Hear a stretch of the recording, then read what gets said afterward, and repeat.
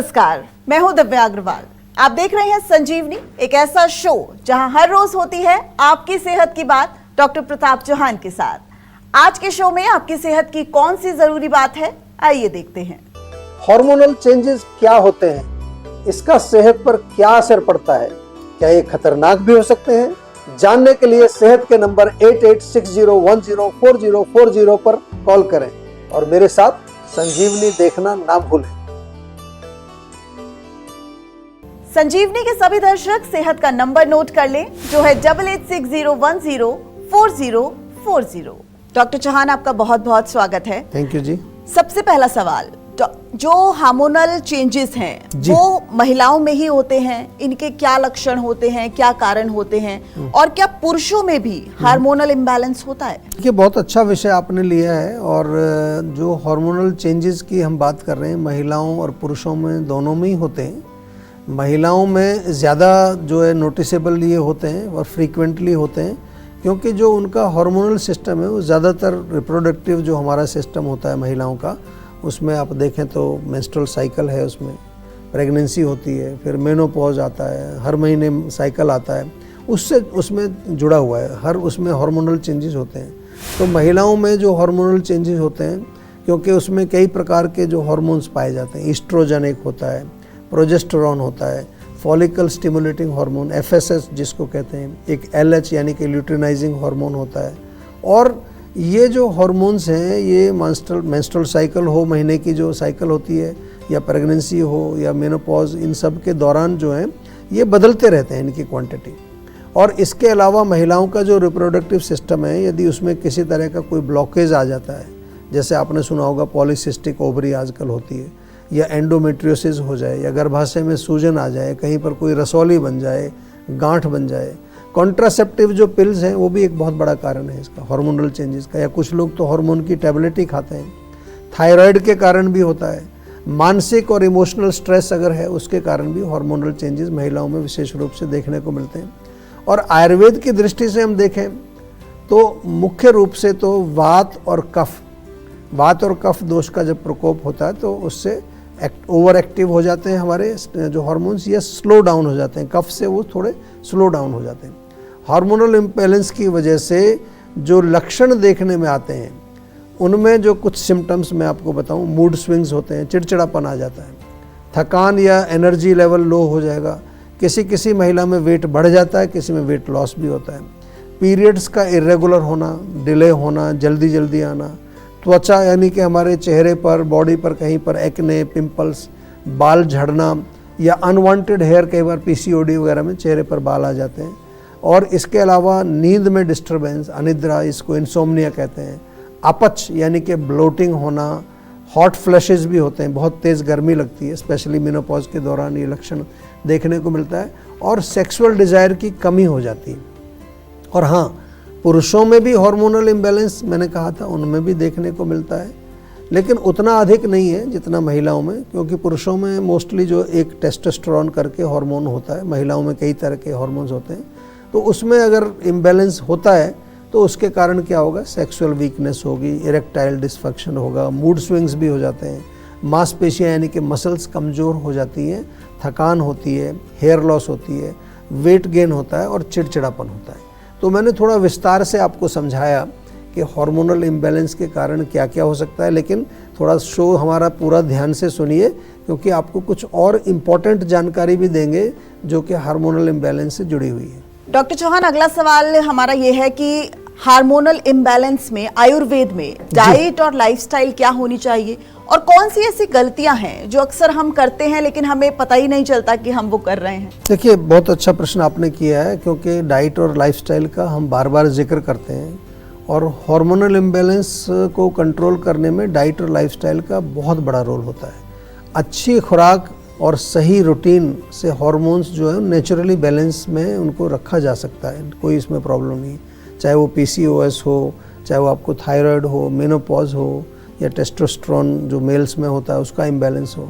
Hormones को balance करने के लिए अपनी डाइट में हेल्दी फैट्स का सेवन करना बहुत अच्छा रहता है। तो क्या करेंगे आप, दूध का सेवन करिए, देसी घी, हमारे यहाँ जीवा में A2 घी मिलता है आपको, फ्रेश घर का निकला हुआ बटर आप खा सकते हैं, बादाम खा सकते हैं, अखरोट, chia seeds, flax seeds, pumpkin seeds, और इसके अलावा केला खा सकते हैं, एवोकाडो खा सकते हैं, कोकोनट ऑयल है, मूंगफली का तेल आप प्रयोग करें, या पीनट बटर भी आजकल मिलने लगा है भारत में।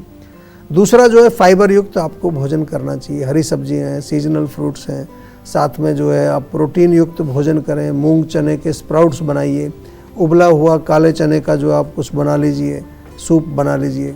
प्रोबायोटिक्स भी बहुत काम करती हैं, फर्मेंटेड फूड होता है ना, जैसे कांजी आजकल काफ़ी पॉपुलर हो रहा है, सोशल मीडिया पर भी मैं देखता हूँ, ढोकला है।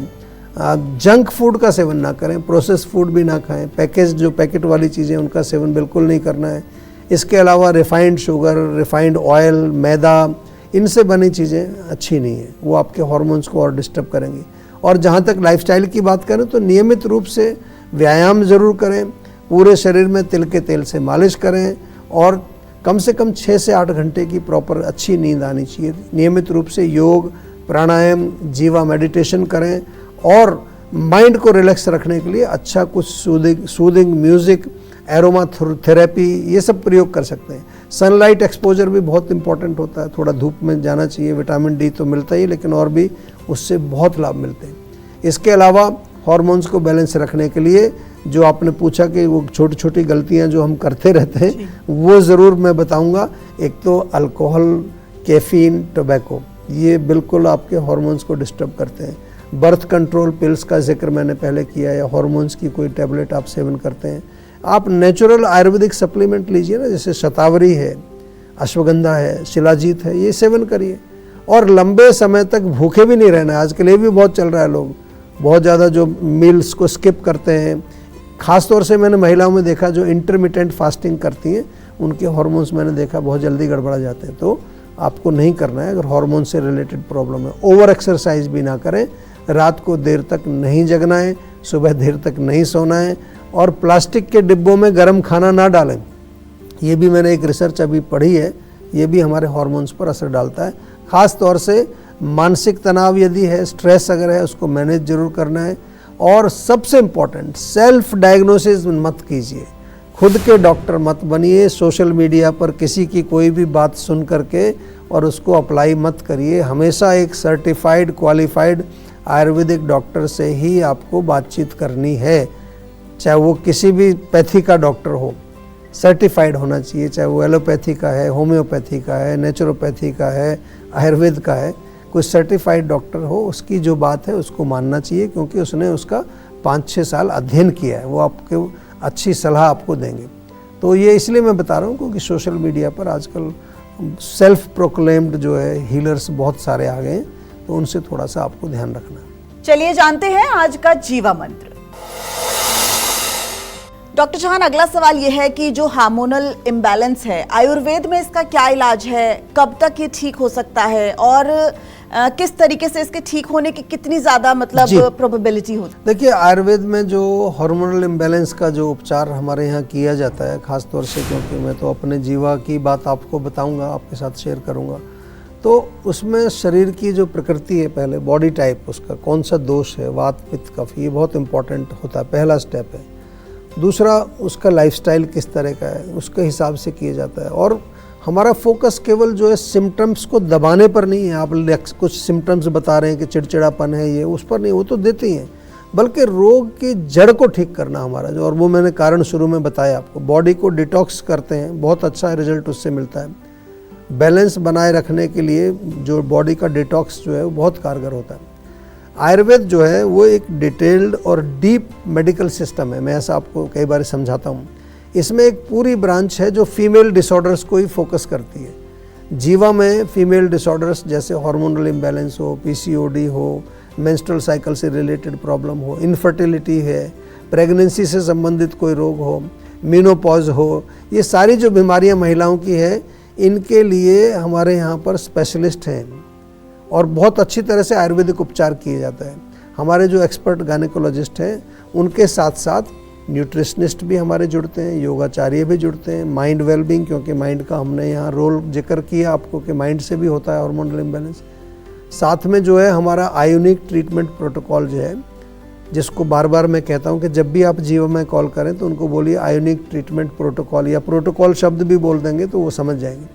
उसके तहत इन सब चीज़ का उपचार किया जाता है। साथ में पंचकर्म थेरेपी, स्पेशली उत्तर बस्ती महिलाओं के लिए एक बहुत विशेष, हर जगह नहीं मिलेगी उत्तर बस्ती, आपको हर कोई नहीं करता, थोड़ा सा इसमें आपको एक्सपर्टीज चाहिए।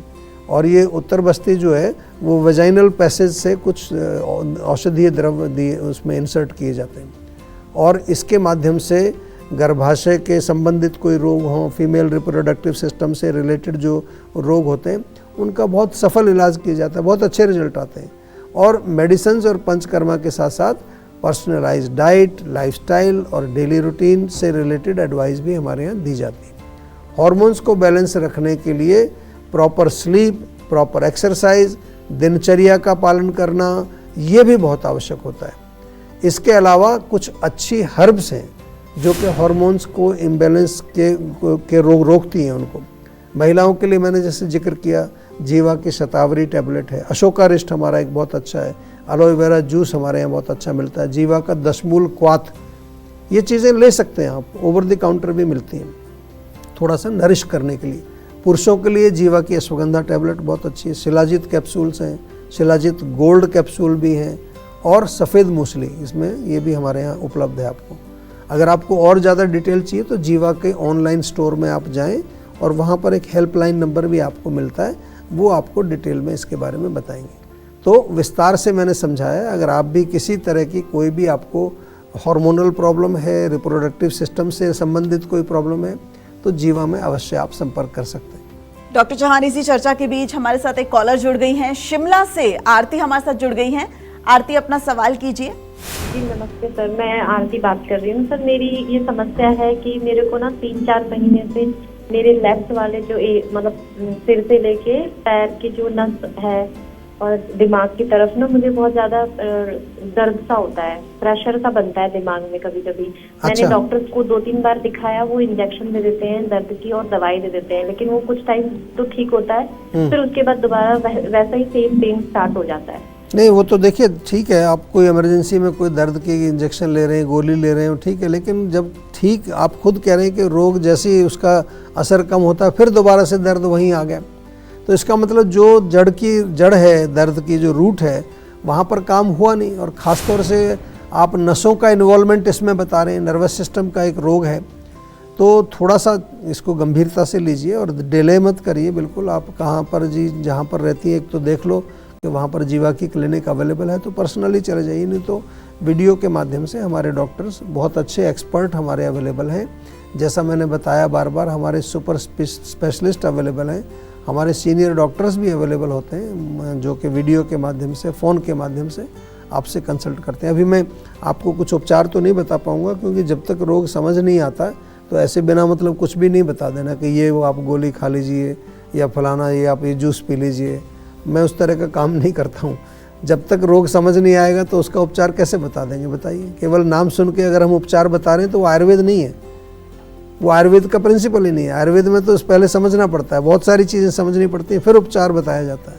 तो थोड़ा सा जो है आप हमारे संपर्क में आइए, डॉक्टर से डिटेल में बातचीत करिए, हम डेफिनेटली आपकी सहायता करेंगे, हेल्प करेंगे, चिंता मत करिए। टेंशन लेने से सेहत नहीं बनेगी, सेहत बनानी है तो सेहत का नंबर मिलाएं, जो है 8860104040, और डॉक्टर चौहान की टीम के डॉक्टर से बात करके गुड हेल्थ पाएं।